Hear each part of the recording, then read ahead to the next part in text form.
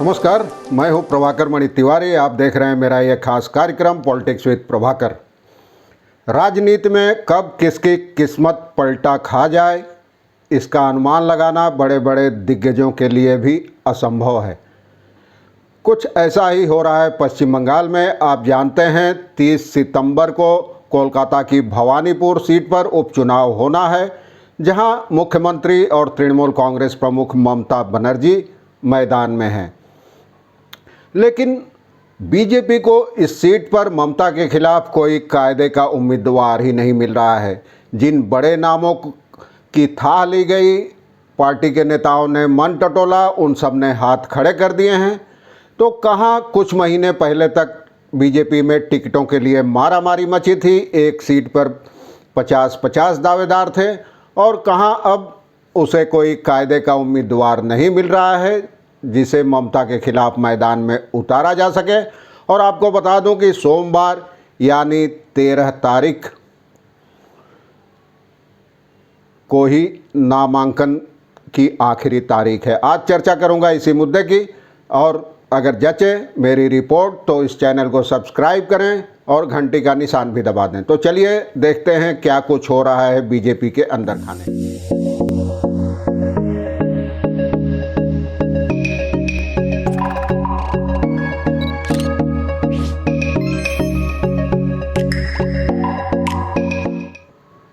जैसा कि मैं चर्चा कर रहा हूं, पश्चिम बंगाल में कोलकाता की भवानीपुर सीट की ममता बनर्जी यहां मैदान में हैं।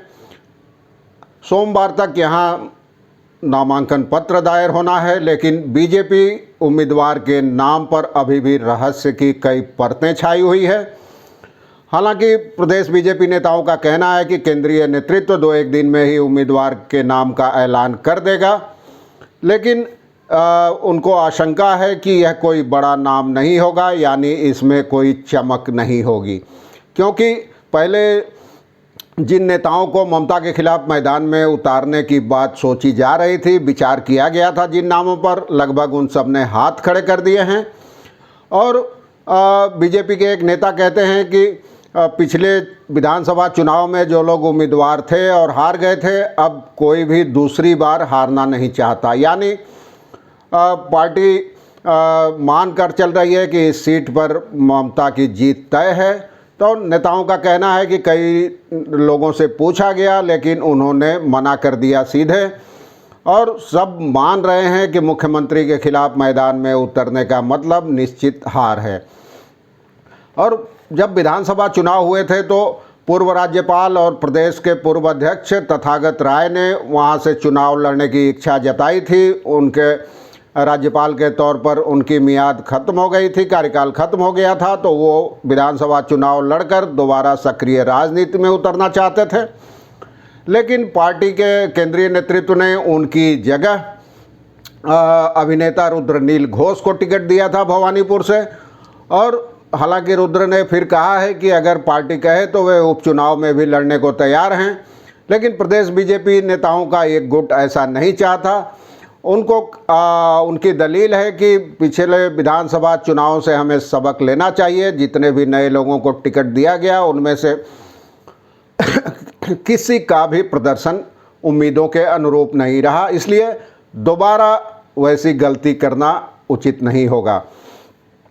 और अब जब कुछ महीने पहले जो तथागत राय भवानीपुर से लड़ने के लिए व्याकुल थे, परेशान थे, उन्होंने भी किसी अज्ञात कारणों से इस बार चुनाव लड़ने से मना कर दिया है। और फिर बीच में चर्चा हुई थी कि मिथुन चक्रवर्ती और पूर्व पुलिस की अधिकारी रही आईपीएस, पूर्व आईपीएस भारती घोष के नाम की चर्चा हुई थी। इसके अलावा बीजेपी के और एक नेता अनिर्बाण गांगुली और कई नेताओं के नाम पर चर्चा हुई थी, लेकिन उन सब ने मना कर दिया है।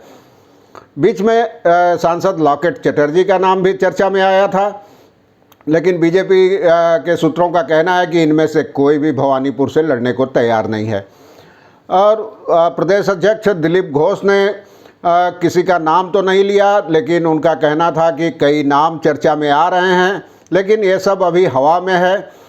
लेकिन जिन नामी गिरामी लोगों की चर्चा हो रही है, उनके नामों की चर्चा हो रही है, उनमें से ज़्यादातर लोग चुनाव नहीं लड़ना चाहते और इनमें से कुछ लोगों से केंद्रीय नेतृत्व ने बात भी की है, किंतु कोई तैयार नहीं हुआ है। अब यह केंद्रीय नेता ही तय करेंगे कि कौन इस सीट पर पार्टी का उम्मीदवार होगा। इसके अलावा बीजेपी के संभावित उम्मीदवार के तौर पर कांकुड़गाछी में जो बीजेपी के कार्यकर्ता अभिजीत सरकार की हत्या हो गई थी चुनावी हिंसा में, उनके बड़े भाई विश्वजीत सरकार का नाम भी चर्चा में है। फिर कुछ लोग राज्य के उपाध्यक्ष, प्रदेश बीजेपी उपाध्यक्ष प्रताप बनर्जी के नाम का भी जिक्र कर रहे हैं। इसी सूची में कलकत्ता नगर निगम के 86 नंबर वार्ड के बीजेपी काउंसिलर जो है बीजेपी काउंसिलर महिला तीस्ता विश्वास दास का भी नाम है। एंटाली में जो हार गई थी उम्मीदवार बीजेपी की प्रियंका टिबड़ेवाल, उनके नाम पर भी चर्चा है। और चुनाव बाद की हिंसा के मुद्दे पर बीजेपी ने जो मुकदमे दायर किए हैं उनमें पार्टी की वकील हैं प्रियंका टिबड़ेवाल।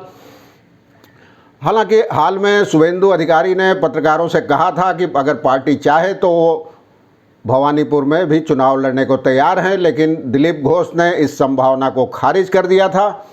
उन्होंने सोमवार को मेदिनीपुर में कहा था कि शुभेंदु ने तो एक बार ममता को हरा दिया है, अब कितनी बार वो चुनाव लड़ेंगे, इस बार कोई और ममता बनर्जी को हराएगा। क्यों एक ही आदमी बार बार किसी को हराएगा।